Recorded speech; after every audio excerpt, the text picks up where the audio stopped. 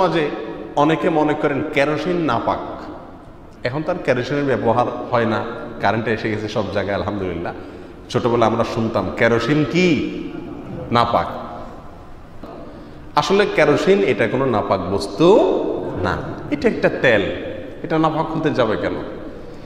এটাকে আমরা গ্রাম দেশে বা ছোটবেলায় যে শুনতাম কেরোসিন তেল নাপাক, এই জন্য এটা লাগা যাবে না, লাগতে দেওয়া যাবে না, এটার মানে হলো তখনকার আলেমুলামারা, গ্রামের ইমাম সাহেবরা, মক্তবের হুজুররা যা বলছেন ওনারা সেই অনুযায়ী বলেছেন।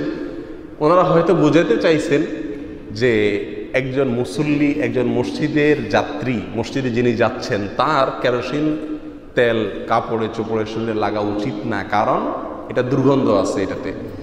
আর দুর্গন্ধ থাকার ফলে মসজিদে দুর্গন্ধ আছে এরকম কোনো কিছু নিয়ে আসা জায়েজ নাই। সেই হিসেবে হয়তো তারা বলতেন এটা নাপাক, কিন্তু এই বলাটা ভুল। বলাটা কি? কেরোসিন তেল এটা কোনো নাপাক জিনিস না।